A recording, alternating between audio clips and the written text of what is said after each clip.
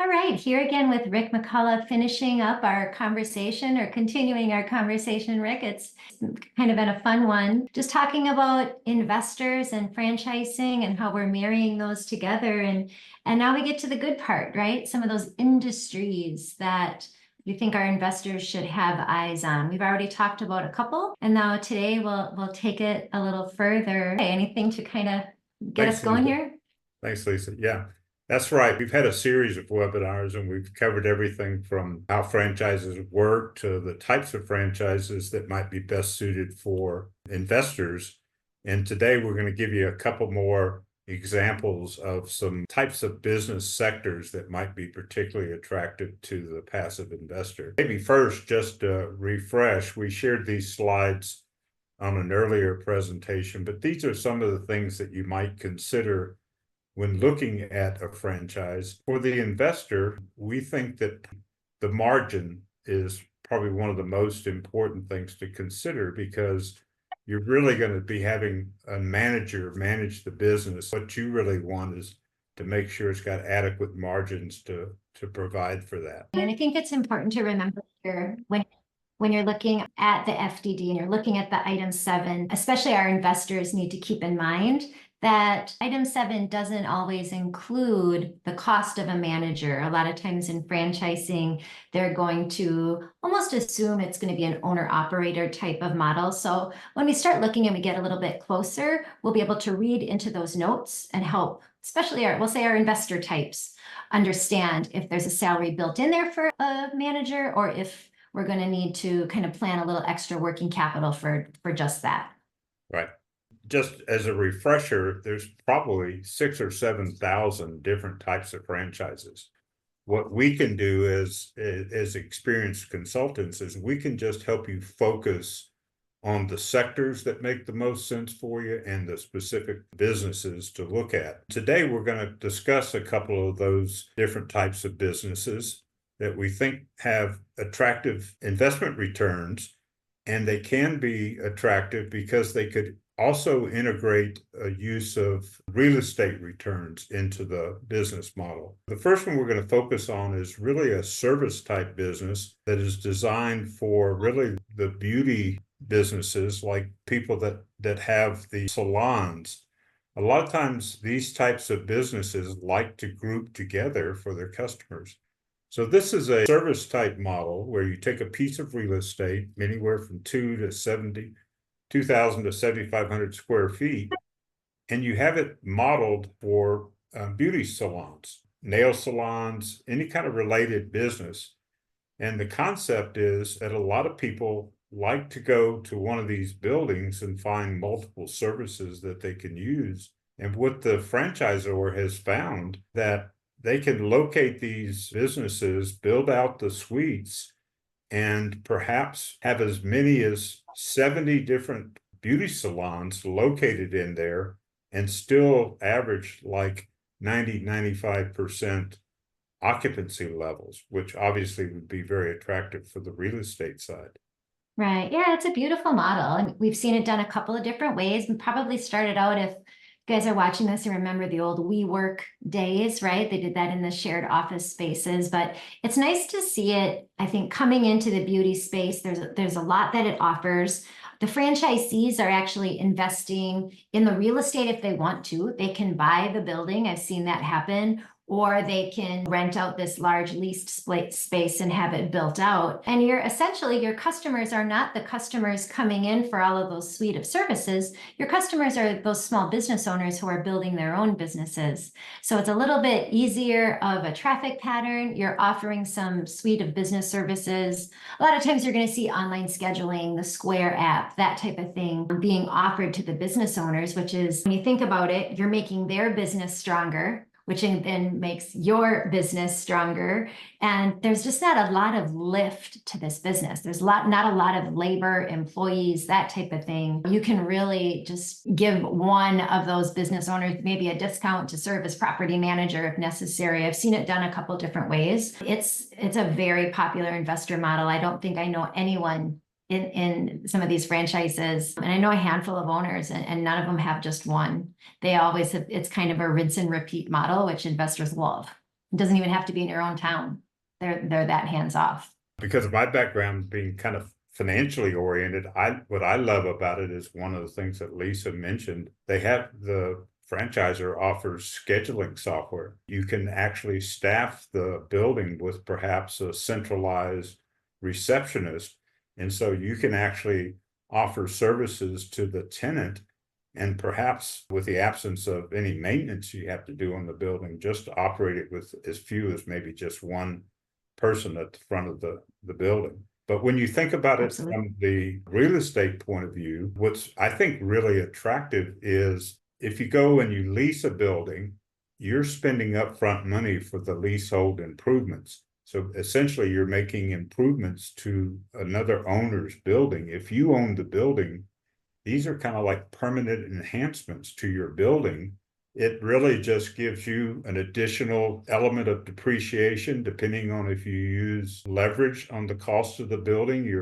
As your tenants pay their lease payments, you're really retiring the debt of the building and getting the appreciation from the real estate. And finally, if you wanted to, you could actually locate a salon in the business. If you wanted to have, like Lisa said, maybe somebody that managed your salon business also in the building to oversee other aspects. There's ways to really create multiple income streams for the investor. It's a beautiful model. There's lots to look at in that one. I think when we start comparing brands for you, depends on where you're looking and the size, and of course cost of real estate, and we'll get into all that when we start going through FDDs. But definitely it's one investors want to have their eyes on, for sure. The next business model is really in the area of pet services. Yeah. And this too can possibly integrate the use of real estate. But what is really phenomenal about this, anybody that owns a pet or knows pet lovers, they're just fanatical about their pets. And we've seen this industry grow probably like 50% in just the last 2 or 3 years. And here the services are in high demand, and they can run all the way from things like grooming, training, but all the way into overnight care. You actually see some of them kind of on the luxury side of the service businesses, where they almost offer like home type services for people's pets, where they're not kept in cages. They have outdoor facilities that they can Yeah, roam yeah, TVs on and and some of exercise, and they have they're very posh. It's very nice. specialized trainers and people that take care of the pets. The other thing that I like about it is oftentimes these brick and mortar facilities are not located in your high commercial areas. They may be in the suburbs, into Right. kind of business parks and things where the real estate cost is much lower. And again, that plus the luxury feature really drives the EBITDA returns. We've seen some models where they can earn as much as maybe 30% EBITDA, which is very, very strong.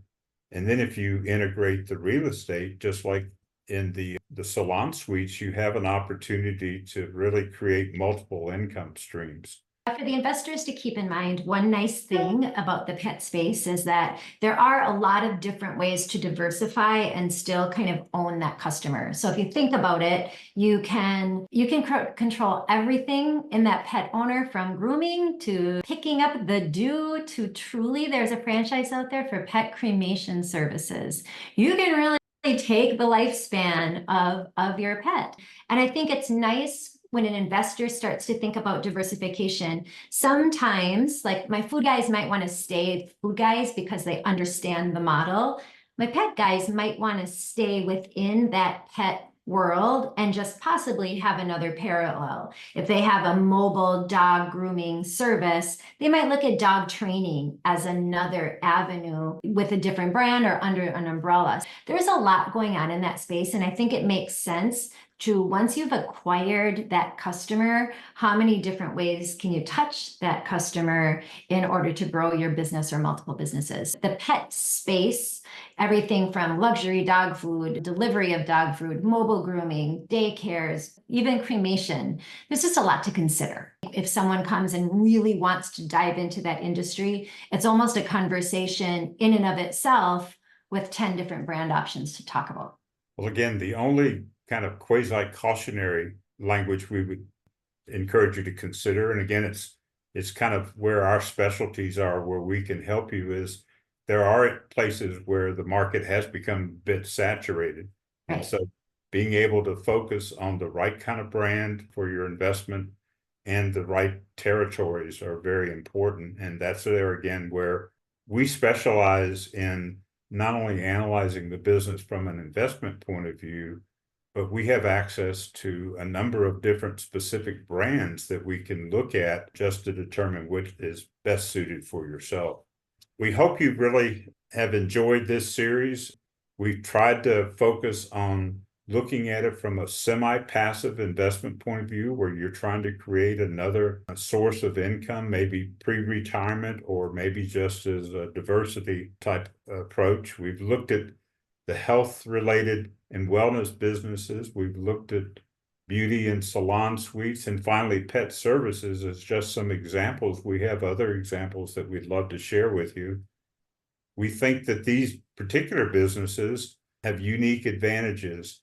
They allow high enough margins to where you could still incentivize your manager to really achieve top performing results and still give you a very good return on your investment.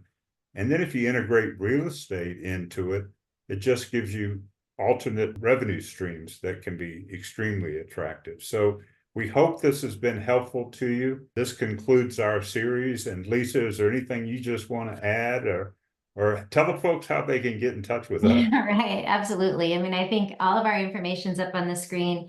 Most important thing to keep in mind here, guys, is just to take that first step and get started. Reach out either to Rick or I or both of us, and if you want us to tag team this opportunity. But the one thing about franchising is that it's kind of like a river. It's going to change. So what we're talking about right now is being the hottest thing. In 6 months, it might be something different. So we always want to kind of get to know you, understand what you're looking for, and then help you determine, based on geography, money, skill set, background, how many hours in the day that you really want to commit to the business.